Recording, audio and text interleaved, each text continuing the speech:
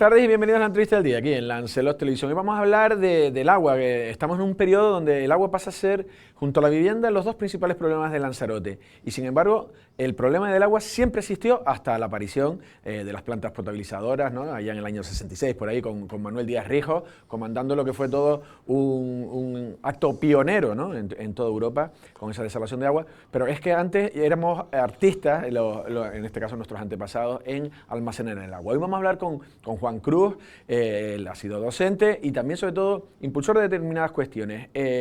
Hoy vamos a hablar del agua porque va a hablar de la cultura del agua en Tías, particularmente, donde es él. Pero sirve para toda Lanzarote, de cómo se recogía el agua. Vamos a hablar de temas como aljibes, escorrentías, gavias y otros temas, de cómo se recogían y cómo se distribuía ese poco agua entre la población de Lanzarote. Vamos sin más dilación a saludar a Juan Cruz. Juan, ¿cómo estás? ¿Qué tal? Buenas tardes. Buenas tardes, buenas tardes. Vamos allá. Juan, ¿cómo surge la idea? Lo primero, ahora vamos a ir viendo algunas imágenes. ¿Cómo surgió la idea de hacer la cultura del agua en Tías? ¿Fue pensado como material escolar? Sí, efectivamente. Vamos a ver, dentro del famoso 35% ese que tenemos para los contenidos canarios, Ajá.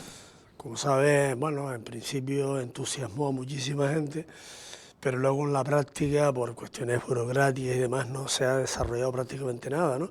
Entonces, bueno, grupos de profesores, pues confeccionamos material, lo intercambiábamos, y sobre todo en las clases de geografía o de historia, bueno, pues partíamos de la enseñanza de lo local, ¿no? Partiendo de lo presente, de lo que tenemos alrededor, ¿no? Bueno, pero eso sí, en algunos momentos se respetó cantidad, pero en general pues se ha ido perdiendo, ¿no? Entonces, nuestra cuestión era rescatar todo lo que tenía gran valor etnográfico en este caso y darlo a conocer a los chicos, ¿no? Sí, que los chicos que lo fliparían, Efectivamente. que ni sabían, ellos abren el grifo y sale el agua. Bueno, vamos a ir viendo algunas de las imágenes que tiene preparada nuestro compañero Moya en realización, y esto vamos a ver. Para ir explicando un poco, esto es en la introducción, ¿esto qué sería? Esto sería el interior de un aljibe. De un aljibe. Esta está cubierta por piedritas y cal, que era para un poco mantener más fresca el agua. Luego también el sistema de techado, en este caso es de arco de canto. Ajá. También hay arcos de piedra viva. Y bueno, el aljibe era el elemento fundamental de una casa. Quiere decir, antes de comenzar a hacer una casa en el campo, lo primero, el pulmón era hacer el aljibe, y luego se van construyendo los cuartos necesarios según aumente la población de la casa. Pero el aljibe era la determinante y se aprovechaba todo. El agua que venía del techo de las casas, se aprovechaba el agua de lluvia, se aprovechaba los alrededores. ¿Y cómo se suministraba el agua al aljibe? ¿Cómo le llega el agua al aljibe? El agua al aljibe le llega desde las azoteas a través de un caño y entraba por el brocal. O sea, es lo que recoge el techo. Efectivamente, sí. Y también los alrededores, que se hacían una pequeña era que también servía para trillar, pero que luego en la época de invierno, a la proximidad de lluvia, se limpiaba para que pudiese entrar el agua de la lluvia, porque era sagrado el agua doméstica para tomar y también para darle a los animales. Téngase en cuenta que hubo un tiempo en que muchos años de escasez de agua, pues era igual a emigrar, y tenía que la gente ir porque se morían los animales, no se podía plantar nada y la situación era tremenda, y bueno, y está lleno en las crónicas de sucesivos años y oleadas de emigración motivado por la escasez de agua. Claro. Y un aljibe, por ejemplo, en este caso, no sé si es grande o pequeño, que lo tenemos en la foto, ¿para cuánto daba? Porque una familia tenía que esperar, es decir, con esto me da lo que se recoge en la temporada de lluvia, en nuestra corta temporada, nuestra poca temporada, escasa temporada de lluvia. ¿Se administraban con eso o se tenían que a veces pedir, no sé, ir a buscar? No, habitualmente nuestros antepasados eran racionalizadores de todo, ¿no? Desde la cosecha, el agua, etc. Entonces se dosificaba todo el tema del agua. Había una frase muy común cuando decían que habían años de 24 meses, quiere decir que no llovía durante 24 meses, eran 2 años, ¿no? Y entonces pues siempre estaba la fórmula de ir guardando para cuando no los tiempos no ayudasen, ¿no? Era una manera de racionalizar todo y el uso, administrar al máximo lo que era el pulmón de la vida. El agua, ¿no? Mira, vamos a avanzar porque dice ruta de manantiales. ¿Hay ruta de manantiales aquí? Ahora vamos a ver las imágenes, ahora el compañero... Sí, bueno, vamos a ver la población de... Ahí lo tenemos, sí. Claro. Bueno, eso es un mapa, una ortofoto de Tía, del municipio. Y entonces, bueno, están ahí los conos y demás. Volcánicos, entiendo, ¿no? Efectivamente, sí. Bueno, ¿qué ocurre? Que la mejor zona productiva, como sabes, Lanzarote vivía de espaldas al mar, ¿no? Entonces, lo que era la zona de la Jeria, el corredor de Uga hasta el Campesino, esa era la mejor zona de cosecha que había, ¿no? Comienzan las erupciones en 1730 y entonces hay una transformación brutal sobre esto. Ahí estaban las poblaciones de más hábitat que había en ese entonces. ¿Qué ocurre? Que la formación del rofe, las montañas, la arena, etcétera, etcétera, al haber lluvia, las capas freáticas comienzan a producir pequeñas fuentes, manantiales y demás. Hay unas de gran proporción y otras de menor proporción, pero hay una línea desde la montaña de Tinasoria hasta la montaña de Montaña Blanca, que hay muchísimas fuentes, ¿no? Incluso hay nombres curiosos, ¿no? La fuente de las viudas, la fuente de los pobres. Bueno, da la casualidad que la gran mayoría de estas manantiales estaban en manos de grandes hacendados, ¿no? Y que tenían su fuente al lado un aljibe para poder acopiar el agua y y después de ahí pues surtir y demás. Pero jugaron un papel importante, aunque hoy en día prácticamente la gran mayoría están secas, ¿no? Están secas, ni correcto. Hasta los años 60 había alguna que producía, manaba agua, digamos, en proporciones adecuadas, e incluso era transportada en camiones Cuba y todo ese tipo de cosas, ¿no? Pero vamos a avanzar en otros conceptos, por ejemplo el de la alcogida. La alcogida, primero también explicar exactamente cómo funciona, qué es una alcogida y cómo funciona. Bueno, efectivamente, esto es una alcogida, y yo creo que es la más popular que tiene Lanzarote, porque ven, cuando volamos en Pinter o en barco, cuando vemos esta señal sabemos que nos estamos aproximando a Lanzarote, ¿no? Es la asomada. La asomada, exactamente. O Cerro de Tegollo, que es el nombre oficial, pero bueno, la asomada para todos, ¿no? Sí. El ingenio de nuestros antepasados obligó a construir alcogidas, sobre todo en tegalas o en sitios inhóspitos, no lo usaban en terreno productivo, ¿no? Para luego aprovechar las correntías para que el agua fuera directamente un aljibe, ¿no? Y digamos que esa era una manera de poder abastecer, poder acopiar agua y tal. Hay muchas, esta es muy singular, por la cantidad de espacio que ocupa la montaña. ¿No? Eso recogía agua, ¿no? Sí, recogía bastante, en tiempos de eso, pues bastante agua, ¿no? Luego también hay otras en Mazdache, hay otras en la carretera del centro, y luego hay otras que estaban ocultas, otras se hizo sobre terreno de lava, en fin, y está hecho sobre todo en cal y piedra. Cal y piedra, ¿no? Sí, porque eso parece que ahí le metieron una capa de cemento, pero claro, en aquella época lo harían con, como dices tú, cal y piedra. Y a los pies entiendo que está el receptor del agua que sería un hay una coladera. La coladera era un espacio donde iba a parar los barros y los desperfectos, y entonces luego entraba limpia directamente al aljibe, ¿no? La coladera luego, después de la lluvia, se limpiaba y quedaba apta para las nuevas lluvias que hubiesen, ¿no? La coladera era un elemento de filtro. Y además es curioso porque el agua en las alcogidas le ponían como una especie de freno para que el agua no bajase con mucha fuerza. Mucha fuerza, ¿no? Claro. ¿Esto que estamos viendo? Bueno, esto que estamos viendo es un lugar, digamos que el ingenio también de nuestros antepasados. Esto es un conjunto etnográfico que está, en Tía, en el lugar de abajo. Y vamos a ver, la importancia que tiene, primero tenemos una calera aquí, porque en la zona, en el entorno hay piedra. La torreta esa, ¿no? Sí, piedra caliza. Sí. Entonces, bueno, pues la piedra se calentaba en el tronco cónico en este lugar y de ahí salía la cal viva, luego con el agua para construir y demás. Curiosamente también a la izquierda hay dos aljibes, luego hay al fondo una tahona, un cuarto de aperos, y sobre todo que también hay una parte, aunque no se ve claramente, es un lugar de acogida natural, es aprovechar la piedra caliza, que sin estar tratado con más cal, más agua y demás, pero que también se utilizaba como escorrentía para recoger el agua. Y por gravedad lo recogía. Efectivamente. ¿No? Vale, vamos avanzando porque también aquí los aljibes están saliendo, pero el aljibe en sí es quizá el pulmón de todo. El aljibe es, de hecho todavía incluso alguna gente escapa cuando hay cortes de suministro, sobre todo en las zonas rurales, porque tienen aljibe. Efectivamente, el aljibe, lo que decíamos al principio, ¿no? Hoy en día es una forma de prever el consumo, también de racionalizarlo, de medirlo y demás. Lo que pasa es que después del agua corriente, y sobre todo en las zonas de ciudad, pues mira, todo el mundo va al chorro, abre el grifo, y hay agua, ya está. Y se olvidan de el elemento fundamental y que en un momento pues fue determinante, ¿no? Fue determinante los aljibes. Jugaron un papel importantísimo, más en las islas estas de secano como Fuerteventura y Lanzarote, ¿no?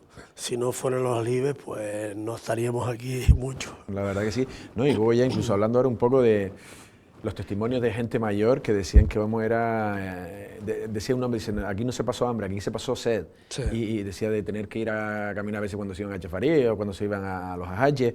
O luego también eso, que se hacían un sancocho y que se pasaban el agua que les sobraba, se lo pasaban al vecino, ¿no? Efectivamente, sí, en la canción popular pues se aprovechaba todo, ¿no?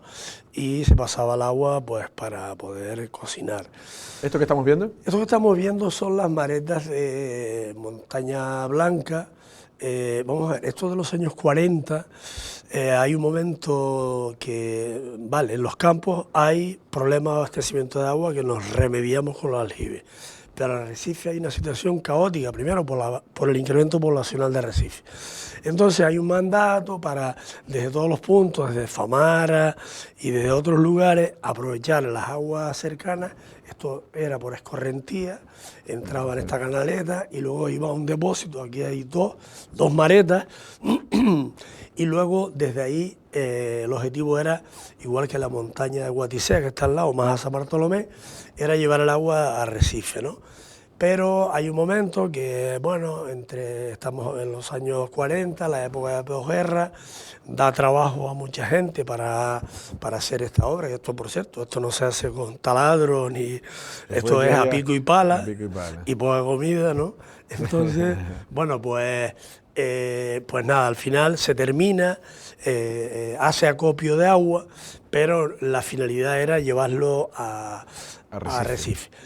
Como no se lleva a Arrecife, el Ayuntamiento de Tías en aquel entonces, pues decide que si le cede el uso del agua esa, porque mucha gente iba en camellos, que era un trabajo arduo llegar hasta esta zona, que ellos lo podían canalizar. Y entonces no había tubería de fibrocemento y con piedra volcánica y cal se hace una conducción desde la montaña Blanca hasta la carretera de Tía, en el centro del pueblo, y allí hay un aljibe, y el agua llegaba a ese punto. Y de ahí se distribuía en camellos o en latas, esa agua pública, había un sistema de reparto, y le servía para la gente necesitada, ¿no? Y durante un tiempo, pues jugó un papel. Vale, pero tengo una pregunta, ahora hablando, porque seguro que lo has estudiado o lo has leído porque tú estabas informado y documentado. ¿Llovía más antes? Porque hay una teoría que dice que antes llovía más, pero tú también estabas hablando de que había sequías que obligaba a la gente a marcharse. Bueno, yo no manejo los datos pluviométricos, bueno, hay gente que los guarda, los tiene y demás y tal. Vamos a ver, hay años, sé que los 47, los 37, los no sé qué, uno arriba y otro abajo, han sido años fatales de sequía y coincide con los movimientos migratorios desde Uruguay a Cuba, Venezuela. Hay siempre una guarda relación con todo eso, ¿no? Y luego ya en el 50 también se da, o sea, cada década de años del siglo pasado y los anteriores pues hay años de bastante sequía, ¿no? Porque coinciden con las emigraciones. Estamos viendo Puerto del Carmen, ¿no? Sí, la Tiñosa tenía un problemón muy fuerte con el tema del abastecimiento de agua. La construcción del aljibe del Cabildo es de los años 50, aunque la foto es de finales de los 70, pero que ya está el hotel, se había inaugurado en el 66, pero se tiene que construir un aljibe de 500 pipas de agua para poder abastecer la Tiñosa. Y de hecho, abajo en el cruce de la calle hoy Bajamar, se puso ahí un dispensario de agua con control para que los vecinos viniesen con su lata a llevarse el agua, porque solamente había de particulares que los aguatenientes tenían su despacho de agua y la vendían pues según las necesidades a precio de oro, evidentemente. Claro, según oferta y demanda. Y entonces esta vino a resolver un poco el tema de la Tiñosa. Esto tuvo una importancia terrible porque vino hasta un ministro el año 53 cuando se inauguró junto con la Escuela del Pueblo y fue un acontecimiento importante porque se hablaba en las hemerotecas de que se resuelve el problema del agua de la Tiñosa en ese entonces, que hoy en día es donde está el centro comercial Biosfera, claro, y todo esto, ¿no? Sí, pero, y también tenía una gran acogida para abastecer este aljibe. No, la verdad que sí, que es que la verdad que el ingenio del lanzaroteño fue demasiado. Hemos hablado de escorrentías, ¿ya han salido imágenes? Bueno, vamos basándonos en las imágenes. ¿Qué es esto? Sí, bueno, esta es una foto histórica y tiene una importancia terrible, ¿no? Terrible e importante. Aquí está don Manuel Díaz Rijo y esto es el día que... El de bigote, ¿no? Con corbata y... Sí.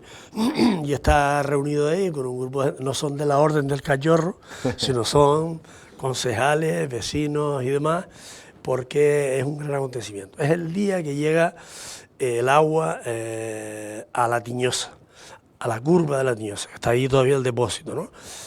Vamos a ver, la potabilizadora se inaugura el 66 y él le había prometido que al Hotel Fariones se comenzara a funcionar, él intentaría que el primer punto fuera Arrecife, donde llegaría el agua, sería la Tiñosa.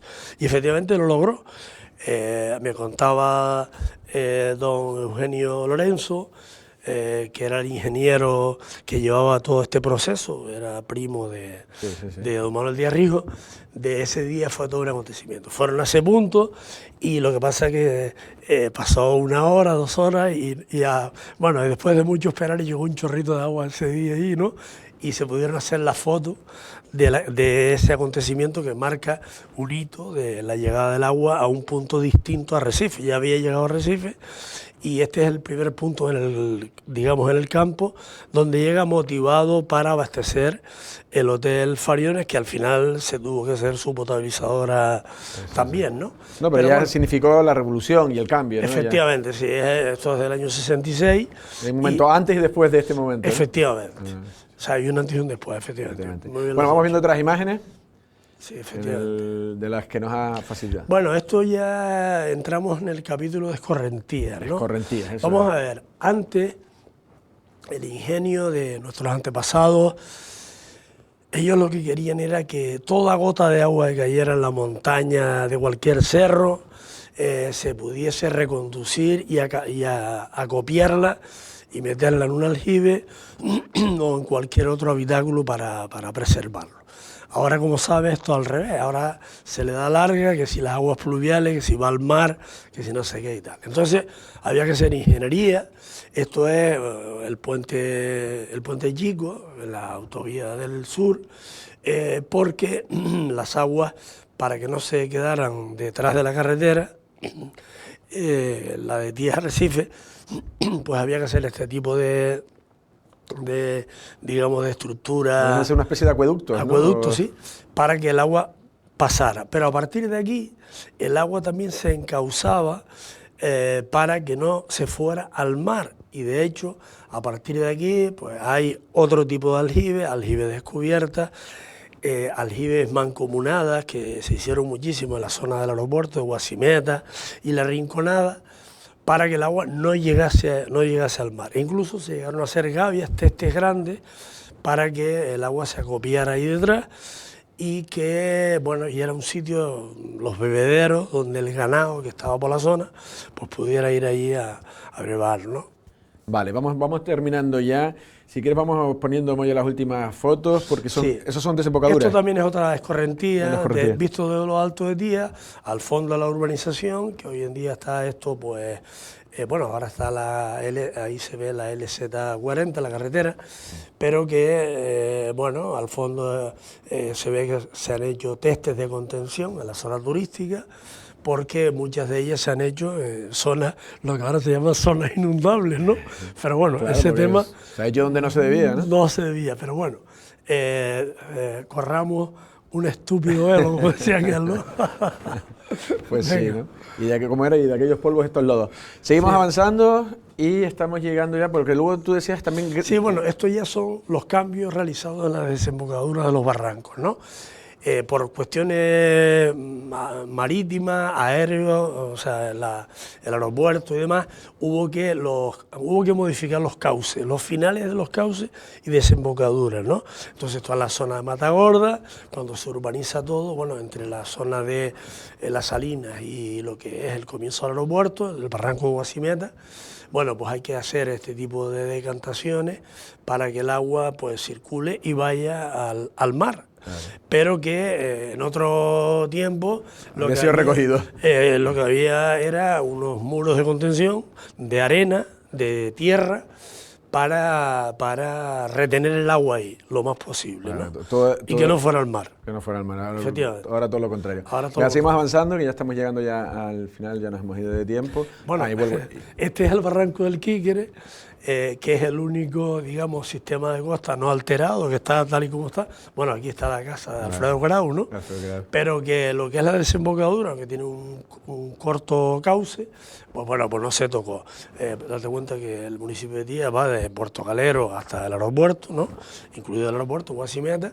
Bueno, pues todo eso, todo ese litoral ha tenido lo que son una alteración de los cauces, pero motivados por las construcciones turísticas y ese tipo de cosas. Ya ha habido que hacer ingeniería del agua para poder encauzar y que no ocurran desgracias, evidentemente. Sí, como lo decías tú antes, si la isla no hubiera existido el ser humano, el agua ya se busca la vida y va al mar, había que retenerla. No sé si quedaba...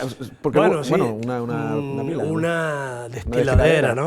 Vamos a ver, esto era un elemento fundamental en todas las casas de campo. Todas las casas de campo, yo fui uno que la destiladera hacía de todo, o sea, es una pila de filtrar que está arriba con el culantrillo, esas pilas se sacaban de la zona de Papagayo, en los años de la posguerra hubo porosa, ¿no? Una textura porosa. Y hubo unas grandes industrias que luego derivaron, yo qué sé, Industrias Canario Forjado, por ejemplo. La primera actividad que tuvo esa familia fue sacar piedra de la zona esa y luego venderla aquí, en Arrecife sobre todo, o por encargo, ¿no? El agua se echaba ahí, el agua se filtra y luego va al Bernegal, que es el elemento que está en barro, y se mantiene el agua fresca con ese sistema y tal. Ahí eso servía incluso cuando no había luz, pues era el punto más fresco de la casa, para poner, yo qué sé, el vino y otro tipo de cosas para enfriarlo de esa forma y manera. Y todas las casas, la destiladera era el punto frío de la casa, ¿no? O sea, aquellos tiempos. Donde estaba el aire acondicionado. Efectivamente. Pues Juan, ya nos hemos ido de tiempo. No sé, un poco la conclusión, no sé si me deja un sabor agridulce en el sentido de que tuvimos todo ese desarrollo, luego tenemos dependencia y claro, como dices tú, ahora se canaliza todo para que no vaya a determinadas y se pierde el agua y necesitamos agua. Al final estamos como un contrasentido. Vamos a ver, por decirlo, efectivamente, primero hay que poner en valor toda la arquitectura hidráulica de nuestros antepasados, que no se le ha dado el valor que tiene. La mayoría de esto que estamos hablando está abandonado y demás, ¿no?